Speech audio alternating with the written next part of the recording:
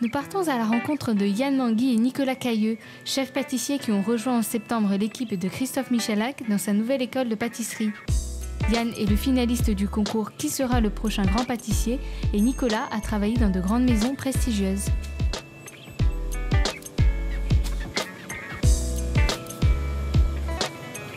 Donc pendant le salon du chocolat, c'est sûr que j'ai envie de montrer mon côté créatif sur le côté chocolat. Et non, après, me dire, je sais pas. Par contre, il n'a pas pu vraiment s'exprimer peut-être avec tout le chocolat qu'il voulait lors du concours. Et aujourd'hui, le fait qu'on vienne au salon du chocolat, c'est pour pouvoir mettre en pratique tous nos acquis qu'on a accumulés depuis différentes années. Et aujourd'hui, c'est vrai que la liberté créative de Yann, elle est tellement... c'est perpétuel, il y a toujours quelque chose qui vient. Quand on part, il y a toujours envie de faire un nouveau truc. Si on met une gamme en place, il la suit pas forcément.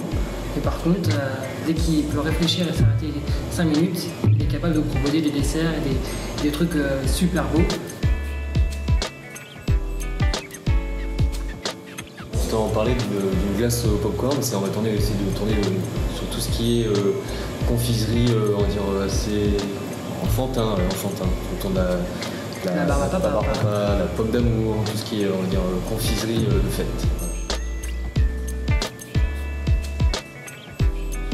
Le chocolat, moi j'aime bien l'utiliser en décor ou en matière, vraiment que ça soit une matière apparente sur le dessert, que ça soit pas une matière cachée. Vraiment que ça soit une matière apparente. C'est une matière noble, donc faut la mettre en avant au maximum. Et le chocolat, il y a tellement de facettes à travailler, c'est un métier à part entière. Le chocolat, c'est un métier vraiment... il y a la pâtisserie, la confiserie, la chocolaterie. C'est complètement un art à part entière. Moi, j'aime bien le travail en décor. J'aime bien le travail en décor. Pour moi, le chocolat, j'irai pas jusqu'au décor. Parce que le décor, je sais qu'il y en a besoin. C'est important en pâtisserie. C'est avec ça qu'on appelle le client vient avec le décor. Mais pour moi, le chocolat, il a une importance... c'est tellement important au niveau du goût et de la texture. On va pouvoir jouer avec du chocolat, on va pouvoir faire l'émulsionner, on va pouvoir le faire fondre, on va pouvoir le mettre en fines couches, répéter ces fines couches avec différentes textures de chocolat, soit en texture en ganache, en fondant, en mousseux, en crémeux, en chantilly. C'est tellement une importance gustative pour moi qu'avec tous les panels de pourcentage de chocolat, qu'on va du 85 au 34% pour une couverture au lait, quand on sait que le chocolat au lait et le chocolat blanc sont des chocolats assez sucrés, qu'aujourd'hui on a enlevé du sucre dans beaucoup de nos recettes en tant que pâtissier, on peut s'en servir comme pouvoir sucrant.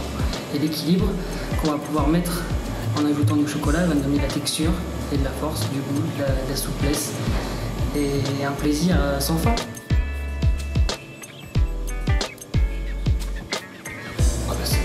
C'est une fierté.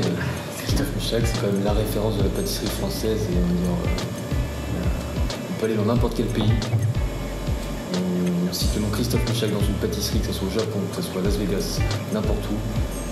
Christophe Michalak, ça reste Christophe Michalak. Donc non, c'est une fierté. Après, c'est pas un aboutissement. Je pense j'ai encore tellement de choses à apprendre à ses côtés.